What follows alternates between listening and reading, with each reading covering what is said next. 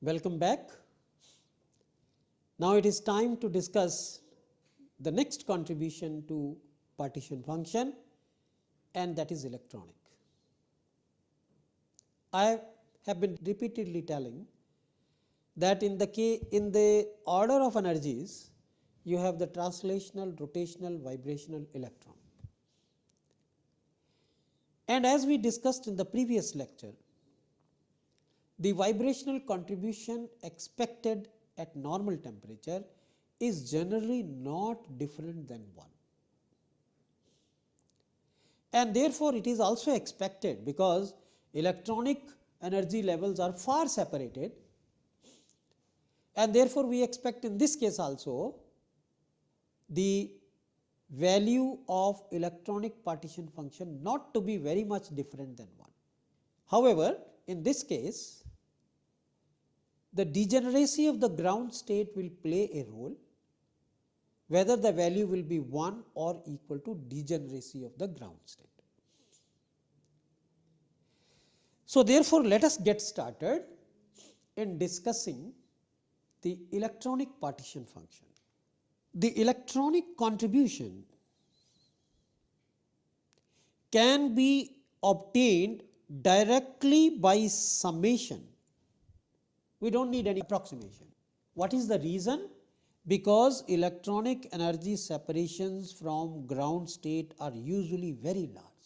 So, if the separations are very large, you require exceptionally high temperatures if the transitions are to be brought about by temperature. So, that means in general you do not need to derive any formula here. One can simply expand this QE is equal to G0 plus G1 exponential minus beta E1 plus G2 exponential minus beta E2 plus so on. We expand, but as commented over here, that the electronic energy separation from the ground state are usually very large. If these are very large, that means this value is very high, and exponential of very high value with a negative sign is going to be close to 0. So, that means in that case all these upper numbers will be close to 0, and electronic contribution is going to be equal to degeneracy of the ground state. And if degeneracy is 1, then electronic contribution is usually 1, except, look at the comment, except in the case of atoms or molecules having electronically degenerate ground state. That is what I was saying, that if there is a ground state degeneracy, then the value is going to be G0. Very easy. There are no complicated conversions into some approximation. You simply expand this, and depending upon the values of the first excited state, usually the first excited state itself is very high. Therefore, in that case you will generally have a value of G0. But in some cases there may be some lower lying first excited state. So, in the case where there is a lower lying first electronically excited state, one can generally go up to the second term. First is the ground state and second is G1 into exponential minus beta E1. Let us discuss that with the help of an example. As written over here, some atoms and molecules have low lying electronically excited states. One such example is nitric oxide, NO, and I am sure all of you know the electronic configuration according to the molecular orbitals. Here you see a comparison of MOs of N2 versus NO. Both are diatomic linear molecules. The electronic configuration in the MO of N2, you see here in 2s you have 2 in 1 sigma G, 2 in the upper level antibonding, and here 4 in the bonding pi orbital, 2 here, and the anti-bondings are not there. And on the right hand side, we see that for NO. I am putting here intentionally two different notations, because if you follow some book, they will follow this kind of nomenclatures of various MOs, and another book may follow this kind of nomenclature for the MOs. So therefore, I am retaining both. One major difference which you note between these two MOs, for nitrogen you see these atoms energies are represented at the same level, because both are, it is a homonuclear diatomic molecule. However, when it is a heteronuclear diatomic molecules, then oxygen being more electronegative, you see the oxygen energy is lower than nitrogen energy. Oxygen has 8 electrons, 2 in 1s, 2 in 2s, and 4 in 2p. Oxygen is paramagnetic. Nitrogen 7, 2 in 1s, 2 in 2s, 4 and 3 in 2p unpaired. And when you fill,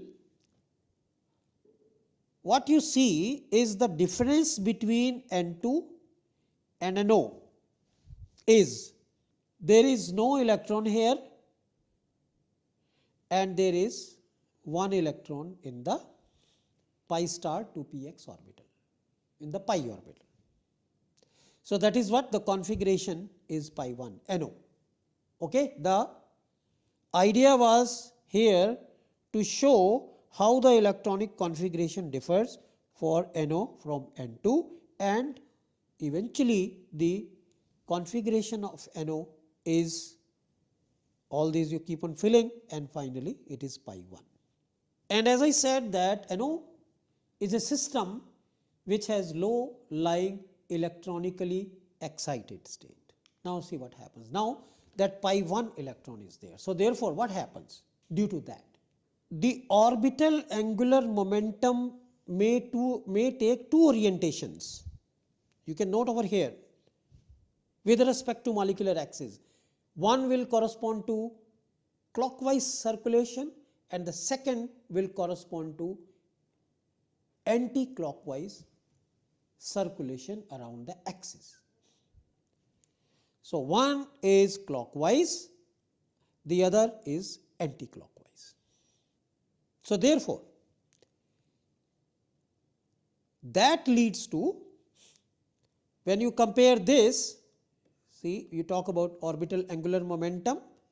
So therefore, similarly when you talk about spin angular momentum, here also you can talk about clockwise and anti-clockwise. There are two orientations in each case with respect to the molecular axis. That means there is going to be total in all 4 states. The one which is corresponding to spin momenta parallel or angular momentum parallel, that is 2 pi 3 by 2. Will not go into details of this nomenclature at this point. The other one with 2 pi 1 by 2 with anti-parallel momenta are the lower one. So parallel versus anti-parallel. So total there are 4 you can see. You have doubly degenerate here and you have doubly degenerate here. And these are low lying. The upper state is low lying. And therefore, at normal temperature, you have all the 4 states accessible. If all these 4 states are accessible, then what will be the expression for partition function? Don't worry about this figure. This is essentially the same figure which is shown over here. Somehow it got little different in the next one. So you have 2 and you have 2, and this is separated by some energy which is 121.1 centimeter inverse. So this is general form that we discussed earlier. The ground state is doubly degenerate. You have a value of 2. The first excited state is also doubly degenerate, 2 into exponential minus beta E, and that E is equal to 121.1 centimeter inverse in this case. So now, depending upon the temperature, because see here, this one if I write over here, this is 2 plus 2 into exponential minus E over kT. So therefore both the numbers will matter. Which numbers? The energy, separation, and the temperature, both will matter. And one can discuss when the temperature approaches 0, what will be the value, when the temperature approaches infinity, what will be the value. Generally we have discussed, as the temperature increases, more and more thermally accessible states are there, and therefore the value of partition function will increase. That is a general thumb rule. Let us see what happens. We just discussed this, that in case of NO, the electronic contribution to partition function will be 2 plus 2 into exponential minus beta E. And if you plot this QE against temperature, you expect a value of a total of 4. Actually, why 4? We are plotting QE against KT by E. So therefore, when the temperature is close to 0, in that case, so you have QE, let us make it more clearer, is equal to 2 plus 2 exponential minus E upon KT. As temperature approaches 0, exponential minus E over KT approaches infinity, and exponential minus infinity is 0. That means Q will approach a value of 2 as the temperature approaches 0, and that is what you see over here. And now when the temperature is increasing, you can notice here, this is an expanded form of this lower temperature region. This is how the value of partition function will start increasing, and as the temperature is approaching very high, the value is moving towards a saturation, that is towards 4, because when the temperature is infinity, then 1 over infinity is 0, so this will be 1. That means eventually you should get a value of 4 if the temperature is extremely high. And that is what is commented over here. When T is equal to 0 or T approaches 0, QE is equal to 2 or QE approaches a value of 2. And when T is very large, QE approaches a value of 4. And at 25 degrees centigrade, you can put appropriate number, that is 298 Kelvin, and you already have an energy value of 121.1 centimeter inverse. Once you use this 121.1 centimeter inverse and a T value of 298, you will get Q electronic is 2.8. This is the scenario in the cases the molecule having low lying electronic state, upper state. But even in that case, you see the contribution at 25 degrees centigrade is not very large, it is simply 2.8. So therefore, as a general rule, let us conclude this discussion now. I have Q defined by this general formula, and the expansion of this is QE is equal to G0 plus G1 exponential minus E1 upon KT plus G2 exponential minus E2 upon KT plus there can be other terms. Therefore, as I discussed in the beginning, usually the energy separations in case of electronic levels very large. If that is very large, in general you will have QE equal to G0. Exceptions can be there, like we took just example of NO, where there is a low lying upper electronic state. In that case, this could be extended up to this. In general, these upper contributions will not be there, because those energy levels are far separated, and therefore that occupation is usually very low. So therefore, again as a thumb rule, the electronic contribution to partition function will be usually close to the degeneracy of the ground state, and in certain cases this can be including the degeneracy of the first excited state weighted by the exponential factor which involves the energy. And the overall value therefore will be decided both by the energy separation and the temperature. So by now we have discussed most of the contributions that we need to consider. A system, a molecule can have translational contribution, rotational contribution, vibrational contribution, and now we have discussed electronic contributions. If you can think of some other energy level, then those contributions can also become. But if those energy levels are far separated, the contribution is usually going to be 1. The overall molecular partition function is going to be the product of all contributions.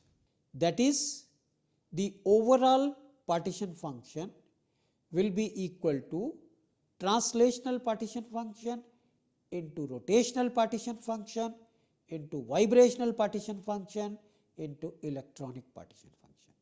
In all these, the vibrational partition function can have also contributions due to different normal modes of vibration. So therefore, partition function, which is multiplication of all individual contributions, will have maximum contribution from translational, followed by rotational, followed by vibrational and electronic. Both these vibration and electronic are going to be close to 1. So we are now equipped with the knowledge of molecular partition function, how to calculate, how to evaluate molecular partition function, and what it needs is temperature and the respective energy levels information. And where from that information will come from the respective spectroscopy. Microwave spectroscopy, infrared spectroscopy, electronic spectroscopy. So once we have the information about the molecular partition function, we have already discussed the connection between the canonical partition function and molecular partition function. And as I discussed earlier, that in this lecture series, we are mostly concentrating on canonical partition function. So once we have that connection between the canonical partition function and molecular partition function, then we are ready to connect these further with different thermodynamic quantities. The thermodynamic quantities like entropy, enthalpy, Gibbs free energy, Helmholtz free energy, and our main aim is eventually to further connect with equilibrium constant. So, what are the different thermodynamic signatures that we need to know? As I just said, when you talk about first law of thermodynamics, its internal energy, du is equal to dq plus dw.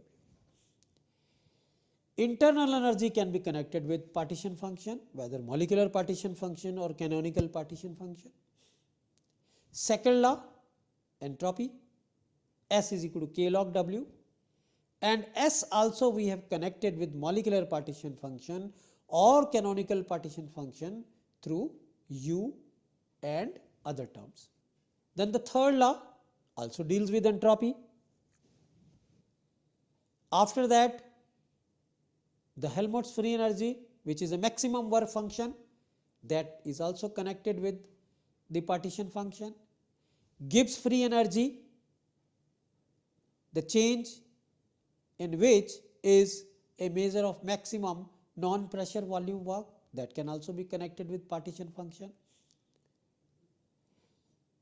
Right. So, G is connected to H and S. So, if we know G, if we know S, we have information about H, that is also connected with partition function. Once you know G, you can talk about delta G, you can talk about delta G naught. In chemical thermodynamics, I am sure that you understood the difference between delta G and delta G naught. You can connect both with partition function. And with the time, in the lectures ahead, we are going to connect delta G naught, which is connected with equilibrium constant, and that we will further connect with the partition function. So, therefore, now with the knowledge gathered on all contributions, we will start further connecting these with different thermodynamic signatures and then discuss their applications. We will discuss all these issues in the upcoming lectures. Thank you very much.